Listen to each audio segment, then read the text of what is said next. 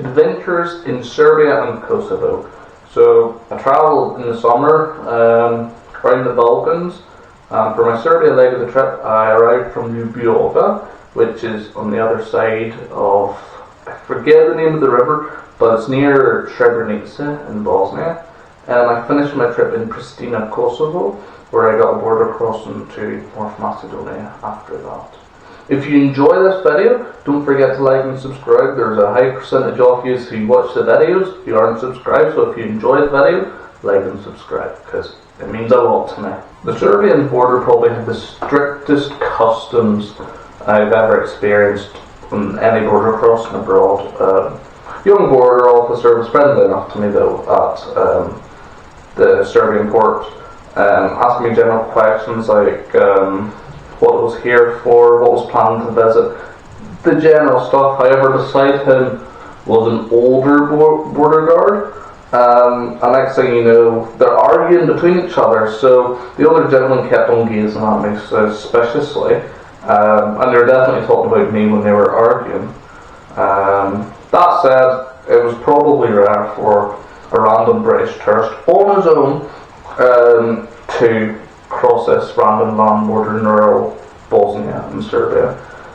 So the younger officer took my passport, and the older superior officer took me inside to the wee border hut for further inspection. I did fear they were looking for a bribe off me, because I know the Balkans is known for that at the border. They gestured for me to open my bag, and they searched through everything.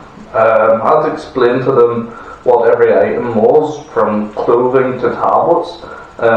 The tablets were quite embarrassing to describe because I had paracetamol and I had to describe with my head, sore head tablets.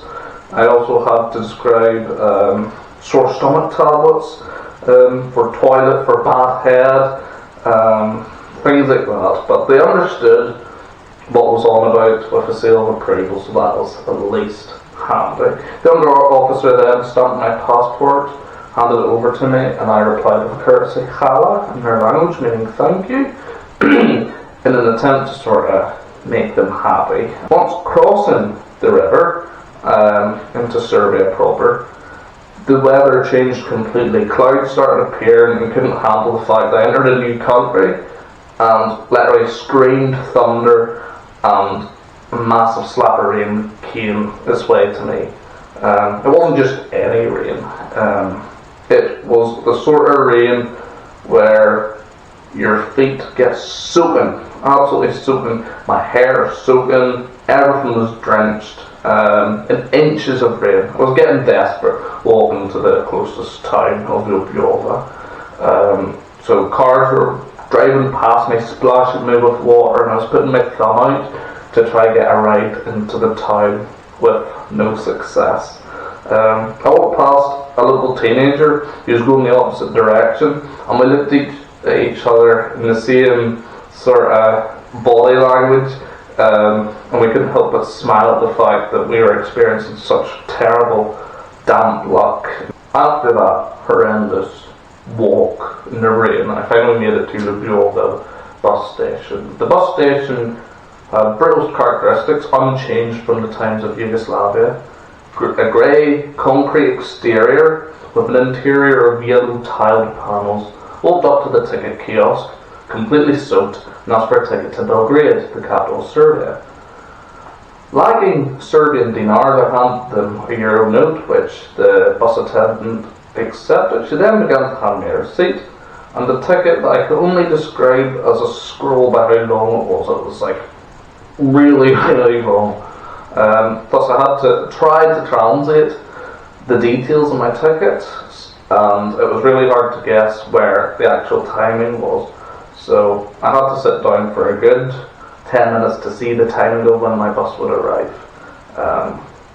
But after that, I realised I had to sit and wait 2 hours, freezing, because there was no heating in the bus station until my bus would arrive.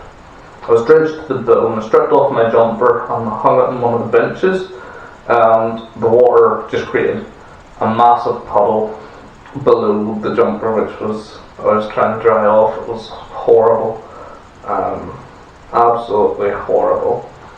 For entertainment, the kiosk lady left her kiosk in the most Balkan fashion, crawling through the kiosk window rather from the door with a cigarette in hand as she moved to the staff room to get a microwave dinner prepared. It was an odd sight to start my trip in Serbia. After 2 hours, when the bus finally came, I placed my dump bag below and set foot in the bus with a sigh of relief and expectation that I was in a more comfortable environment to heat up, as I was shivering like an abandoned dog. Unfortunately, the bus had air conditioning on, which screeched all the time and blew cold air onto my face, and I didn't know how to stop that or put on hot air, so it was absolutely uncomfortable. So I clinched to my seat on the hope that the air conditioning would turn off all the way to Belgrade. We followed the roads along the River Drina, passing by border towns along the valley until we got into the interior of Serbia, where the geography changed into flat land, brilliant for agriculture, because at the border it was mainly hills, and then going further into Serbia there was flatter land, which may explain why Serbia was the economic powerhouse of the former Yugoslavia, of all the agricultural land. Belgrade came into distance once on the motorway, and I noticed along the motorway they were displaying EU and Serbian banners every 5 metres for a good 5 or so miles, passing by famous British buildings in Belgrade such as the Gen X Tower, which I'll put up on the screen here now for you to see. I'm sure you've seen that building before on the internet because it's very, very famous. So we passed the Gen X Tower, which was very fascinating. One factor of unity I found between the former Yugoslav states, this is what I found when over there, was their desire to join the EU, as highlighted with me talking about the EU banners, even though they're not in the EU themselves. It highlights a desire to join. Every other former Yugoslav country also has that same desire. You could say the same about Bosnia. For people so ethnically divided, you're once part of a political family known as Yugoslavia, the EU might replace us in the future. So that is maybe one common goal in them areas which unites them. So it used to be communism under Tito, now it might be neoliberalism under von der Leyen. Once my bus arrived into Belgrade, I wanted to get to my hotel accommodation ASAP. I was choking, so I wanted a warm shower to relieve myself from the horrors of the cold that reached my bones. So I waved over a taxi.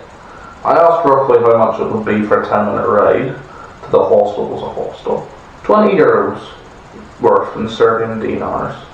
I thought it was pricey enough, but I was desperate, so I just agreed. I put my bag in and got on the ride. However, I knew I was being scammed, and once I arrived at the destination, he demanded 40 euros in dinars, and yeah, clearly scammed. I knew I was being scammed, but I had no energy to challenge this guy, so because I just desperately wanted a shower and a rest after a full day going in public transport. The next morning, I was relieved and had enough energy to explore the city and the main attractions, including the Kalemegdan Dam, which had a vast display of military equipment from artillery to tanks from foreign powers, which was fascinating to ponder at. The Kalemegdan Dam has a fantastic view where one can observe the city's skyline, where the river Danube meets the river Sava. It is absolutely beautiful. Now, the Kalemegdan Dam is basically like a fortress. It's a fortress in the centre of Belgrade, and it's really, really nice. Spent some time. I went to the National Museum, which was reasonably priced. The museum had a fantastic display of art, with displays of the history and culture of rural Balkan life, all the way to the communist era, which had a beautiful painting portraying the construction of Novi Belgrade. Novi Belgrade, Novi meaning new in their language, so that's where all the British buildings were built, such as the Gen X towers I discussed earlier. And the staff were friendly enough to me despite the language barrier. So, no, very, very friendly people in Belgrade. I also went to one of the nicest churches or cathedrals that I've ever been to, the Church of Saint Sava, which is I believe one of the biggest Orthodox churches in the world, and most definitely in Europe. Upon entering it, the scaled iconography was fascinating, absolutely biblical. It was amazing. The smell of burning incense as well, the sounds of the Orthodox chants filled the room and created such a spiritual experience.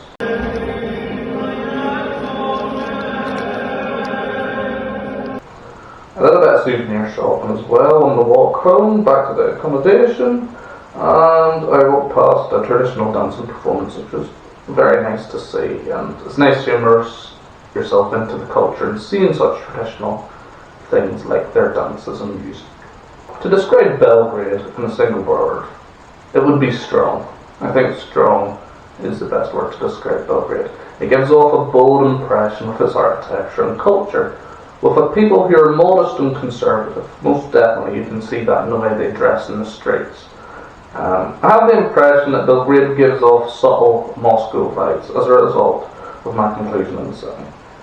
Plus, it does have one of the best relations with Russia in contemporary Europe, as evident with the many Gazprom advertisements in Belgrade. Gazprom is a Russian oil company, kind of like our version of like British Petroleum, for example, and a lot of pro-Russian souvenirs. I saw a lot of fridge magnets with Putin's face on it, which is very fascinating to see in Europe. After Belgrade, I made my way to Niš, but before I got to Niš I had to organise transport to get there. So the night before I went on Flixbus and booked a bus to get there. It was with another company, Niš Express you call it. Had the QR code and everything, so when I arrived at the bus station I thought they would take my ticket, no bother. But I had to explain to the driver that it was an online ticket, because he'd never seen one before, because most people would usually get the paper one, so it took a good 15 minutes to convince him that I had the right ticket, which I did, so that was kind of annoying to deal with, but I eventually got on the bus. Along the motorway to Niš, there was evidence of Serb nationalism, with graffiti highlighting that Kosovo was theirs, and a lot of pro-nationalist graffiti and murals along the motorway on the concrete buildings. It was a 3-hour bus, 20-minute walk to the accommodation, and it was only £15, which is quite a steal, £15 a night in the city centre of Niš. You get a whole place to yourself. It was brilliant, very comfortable. I didn't do terribly much in Niš. I did explore and look around the place a wee bit. I looked at the British architecture in the city, which was most prominent.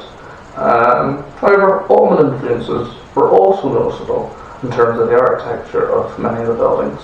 In the evening, I decided to go to a supermarket to get some food because I was rather hungry. So I got some local stuff, including a burek, which is hard to describe. I would say it's a vegetable-filled pastry. It's very flaky, and it's thinner than a sausage roll.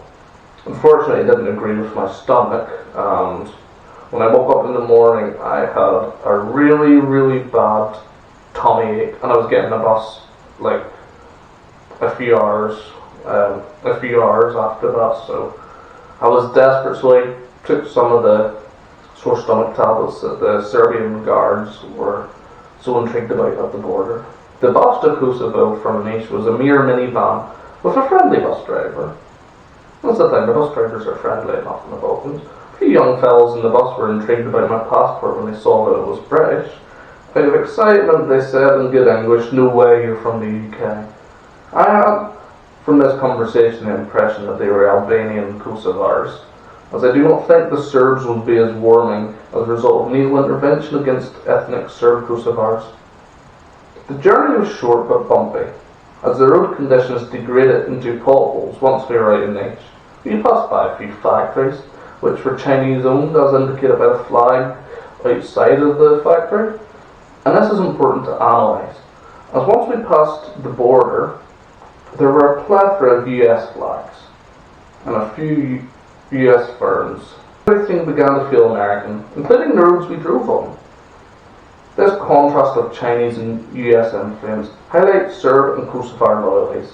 The bus drove by plenty of public works, modern mosques, and plenty of Albanian UCK flags, with a slither of Kosovo flags in between. The Albanians most definitely have influence here.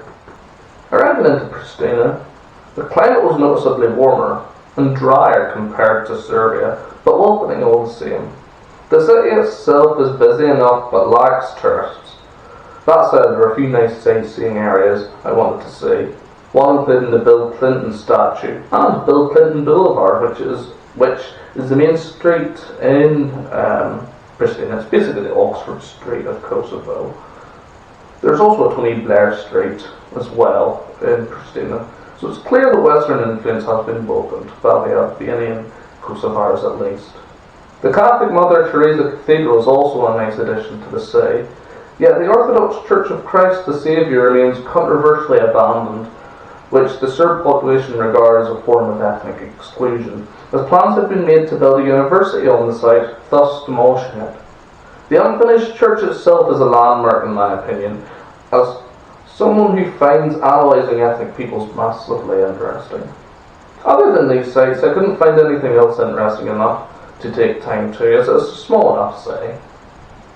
It was funny to be in the shops, as I'd say 80% of the products were foreign imports, including Northern Ireland's very own Moy Park frozen chicken and Londonderry ice cream, which I found humorous and very ironic. The souvenir store had plenty of keychains representing Kosovo with their state flag, and a good few Albanian souvenirs, along with UCK gifts also, which is like the Albanian Kosovo equivalent of the UDA or IRA. Departing Pristina, once again, it was another minivan which would take me to my next destination of North Macedonia, specifically Skopje. I was happy to meet two British tourists in that bus, along with a friendly local student from Pristina who chatted away to me. At the border, this lady said something which stayed with me on the trip, and that was that it was unfair for there to be border crossings between these two countries and Albania, as we are the same people. This stuck with me, as it highlights that ethnicity trumps state loyalties to many people in the Balkans. However, on a more negative note, this highlights an ethnic mentality that is tribal and isolates others who have every right to coexist in a given region, like Kosovo, between ethnic Albanians and Serbs. This explains why exclusion is commonplace, as each ethnicity does not make an effort to consider the other in society, which is evident in the veneration of the ethnic Albanian cultures through said Western monuments and souvenirs, while the Serbs cannot get a church built. Serbia and Kosovo are very, very fascinating countries, full of people and full of character. They most certainly love visitors and love to learn about their cultures. So I would really recommend you take time to visit Serbia and Kosovo and notice the ethnic differences in them places and how certain communities are treated and the dynamics between them. Very, very safe countries as well. A lot of order, good people. Doesn't matter what ethnicity they are over there, they treat you well and they are lovely, lovely people. So I can't recommend Serbia and Kosovo enough. And the former Yugoslavia and the Balkans itself. Brilliant, brilliant countries.